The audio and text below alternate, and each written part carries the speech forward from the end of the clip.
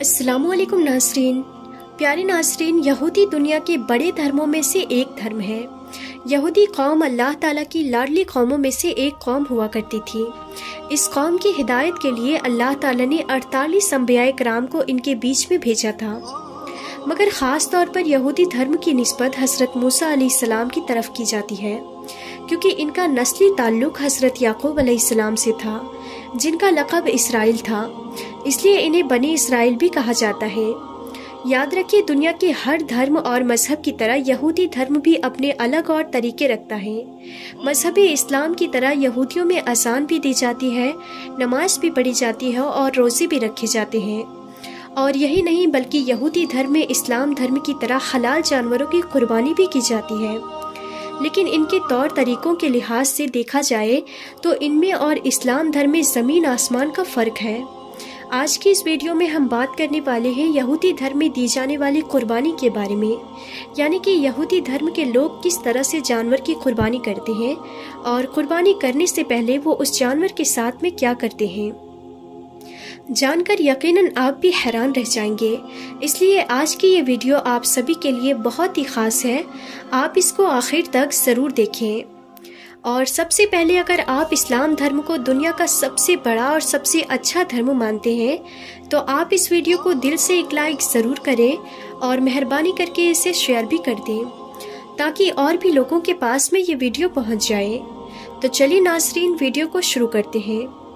नाज़रीन, सबसे पहले तो हम आपको बता दें कि यहूदी धर्म में रोज़ की 3 इबादतें मुकर्रर की गई है, जिनमें से सुबह और दोपहर की तो फ़र्ज़ इबादत है, जबकि शाम की इबादत अपने आप वाजिब की जा सकती है। याद रखिए कि यहूदी धर्म में ये सब इबादतें उस वक्त तक लागू नहीं होती है जब तक कि इंसान इनको अपने रोज़मर्रा की ज़िंदगी का हिस्सा बनाने के लिए नियत न कर ले।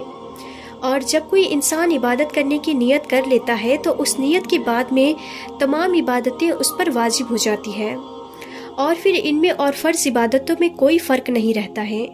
इसके अलावा ये भी याद रखें कि यहूदी धर्म में तमाम इबादतें अपने तौर पर भी अदा की जा सकती है और बाजमात भी अदा की जा सकती है, मगर यहूदी धर्म का मानना है कि बाजमात इबादत करने में ज़्यादा फजीलत है। इसलिए फिर जब इनकी जमात इकट्ठी हो जाती है तो फिर वो अपने खुदा के दरबार में बतौर बनी इसराइल की कौम को पुकारते हैं। इनकी जमात को पूरा होने के लिए इन्हें कम से कम 10 लोगों की ज़रूरत होती है, वरना फिर एक साथ होकर भी ये लोग अपनी अलग अलग इबादत करते हैं। नाज़रीन, मजहब इस्लाम की तरह यहूदी धर्म में कुर्बानी भी की जाती है, लेकिन इनका जो कुर्बानी करने का तरीका है वो मुसलमानों से बिल्कुल अलग है। याद रखिए, यहूदी धर्म में फ़र्ज़ कुर्बानी के अलावा अलग अलग मौक़ों पर और अलग अलग तरीक़ों से भी कुर्बानी की जाती है, और इन्हीं तमाम तरह की कुर्बानियों को कुर्बन कहा जाता है। कुर्बन कुर्ब से बना है, जिसका मतलब करीब होता है, और इस लफ्ज़ को उन्हीं कामों में इस्तेमाल किया जाता है जिन कामों को करने से यहूदी समझता है कि वो अपने खुदा के करीब हो गया है। यहूदी धर्म में उन्हें जानदार और हलाल जानवरों की कुर्बानी की जाती है, कि जिनकी कुर्बानी इस्लाम धर्म में मुसलमान बकरीद के मौके पर करते हैं, लेकिन इसके अलावा यहूदी धर्म के लोग मुर्गी और इन जैसे बहुत सारे परिंदों को भी कुर्बानी करते हैं। कभी कभी इनकी ये कुर्बानी अनाज के तौर पर भी की जाती है, जैसे कि गेहूँ, चावल, दाल और इस तरह की बहुत सारी चीज़ों को भी अपनी कुर्बानी में इस्तेमाल किया जाता है। यहूदी धर्म में जब भी किसी जानवर की कुर्बानी करते हैं तो आमतौर पर उस कुर्बानी के जानवर को 3 हिस्सों में बांटा जाता है। इनमें से पहला हिस्सा तो खुद कुर्बानी देने वाला रख लेता है, जिसे फिर वो अपने घर वालों के साथ में पकाकर खाता है, जबकि दूसरा हिस्सा कसाईयों को दे दिया जाता है, यानी कि जो लोग कुर्बानी करते हैं उनको दे दिया जाता है, और तीसरा हिस्सा उनकी जो कुर्बान गाह बनी होती है उसमें रखकर जला दिया जाता है। और यही वो हिस्सा होता है जिसको यहूदी अपने खुदा के सामने पेश करते हैं। इसके अलावा कई बार यहूदी अपने ख़ास मौक़ों पर, या यूँ कहें तो अपनी कोई ख़ास खुशी के मौके पर कुर्बानी भी देते हैं। इस तरह की कुर्बानी में पहले तो यहूदी अपने कुर्बानी के जानवरों के साथ में लेकर उसके साथ में नाच गाना करते हैं, यानी कि उस कुर्बानी के जानवर के साथ में खूब खुशियाँ मनाते हैं। उसके बाद में उस जानवर की कुर्बानी अपने खुदा के सामने पेश करते हैं। ऐसे मौके पर दी गई कुर्बानी का सारा हिस्सा कुर्बान गाह पर रखकर उसको जला दिया जाता है। यानी कि यहूदियों के मुताबिक इस तरह की कुर्बानी का सारा हिस्सा ही खुदा के हवाले करना होता है। جس جانور کو اس طرح کی خاص قربانی کے لیے استعمال کیا جاتا ہے اسے قصب الفدا کہا جاتا ہے۔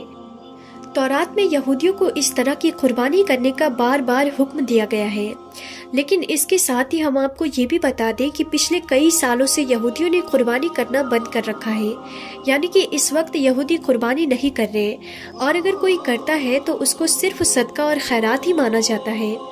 مگر اب سوال یہ اٹھتا ہے کہ یہودیوں نے قربانی کرنا کیوں بند کر دیا ہے؟ تو ہم آپ کو بتا دیں کہ یہودیوں کی جو قربان گاہ تھی وہ ہیکل سلیمانی میں بنی ہوئی تھی، اس کو ایک بادشاہ نے حملہ کر کے تہس نہس کر دیا تھا، جس کے بعد سے یہودیوں میں قربانی کا سلسلہ رک گیا تھا۔ لیکن تورات کے مطابق اس یہودیوں کا یہ ماننا ہے کہ بہت ہی جلد ان کا مسیحا دجال ان کے بیچ میں آ جائے گا اور ہیکل سلیمانی کو ایک بار پھر سے تعمیر کر دے گا، جس میں یہودیوں کی قربان گاہ بنی ہوئی تھی، جس کے بعد سے ہم پھر سے قربانی کرنا شروع کر دیں گے، یعنی کہ ان میں قربانی کی پرانی رسم پھر سے شروع ہو جائے گی، کیونکہ یہودیوں کے مطابق ان کی قربانی صرف ہیکل سلیمانی میں ہی پوری ہو سکتی ہے۔ اس کے علاوہ ناظرین، ہم آپ کو یہ بھی بتا دیں کہ دین اسلام کی طرح یہودی دھرم میں بھی اذان اور نماز کا تصور بھی پایا جاتا ہے۔ یہودی دھرم کے لوگ دن میں 3 بار اذان دیتے ہیں اور نماز ادا کرتے ہیں، اور ہفتے کے دن یعنی کہ شنیوار کے دن یہ لوگ ایک خاص نماز بھی ادا کرتے ہیں۔ جس طرح سے مسلمان جمعے کے دن خاص نماز پڑھتے ہیں، ان کی ایک اور 5ویں خاص نماز بھی ہے جسے نائلہ کہا جاتا ہے، جو سال میں صرف ایک ہی بار ادا کی جاتی ہے۔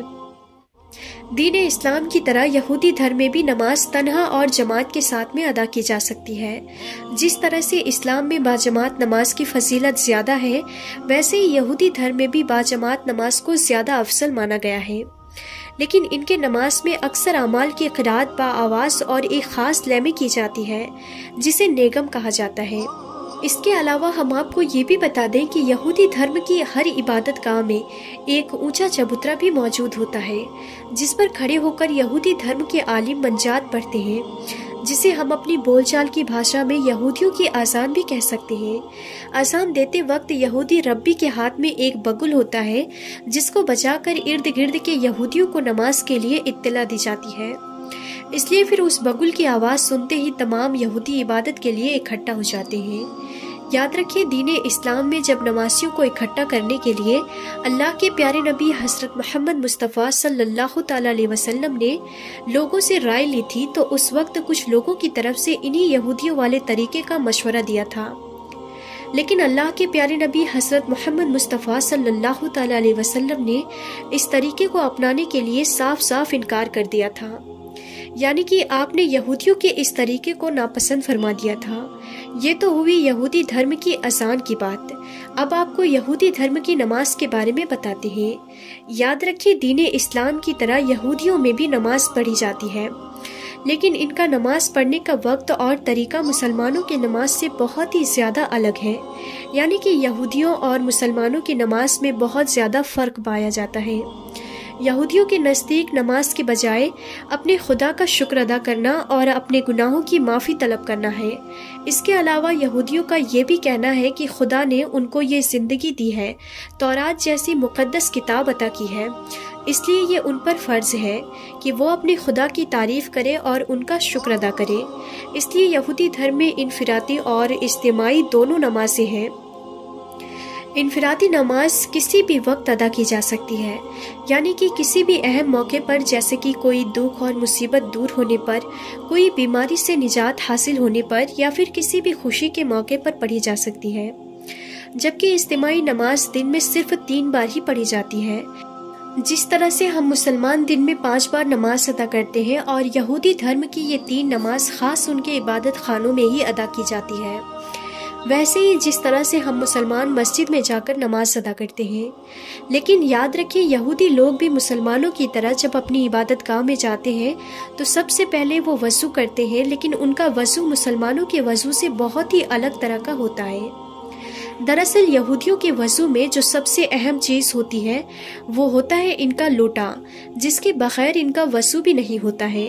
یہودی سب سے پہلے اپنے اس لوٹے میں پانی بھرتے ہیں اور اس کے بعد میں وہ اپنا وضو کرتے ہیں، لیکن وہ مسلمانوں کی طرح نہ ہی اپنا منہ دھوتے ہیں اور نہ ہی اپنے پیروں کو دھوتے ہیں اور نہ ہی سر کا مسح کرتے ہیں۔ बल्कि इनका वजू करने का तरीका अजीब तरह का होता है।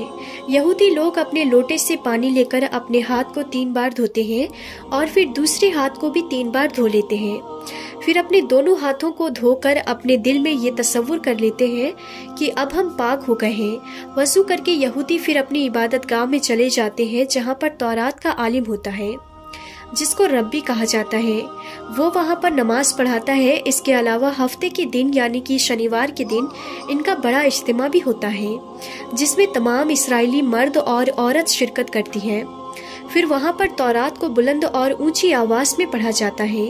यहूदी अपनी नमाज़ों में बुलंद आवाज़ से और खूबसूरत आवाज़ और लय के साथ में तौरात की तिलावत करते हैं। इसके अलावा नमाज के दौरान यहूदी कभी रुकू में चले जाते हैं, तो कभी बड़े बड़े सजदे करते हैं, तो कभी खड़े खड़े झूमने लग जाते हैं, तो कभी ज़ोर ज़ोर से तौरात की तिलावत करने लगते हैं। फिर कभी झुकते कभी सजदा करते हैं और इस तरह से करते हुए अपनी नमाज मुकम्मल कर लेते हैं।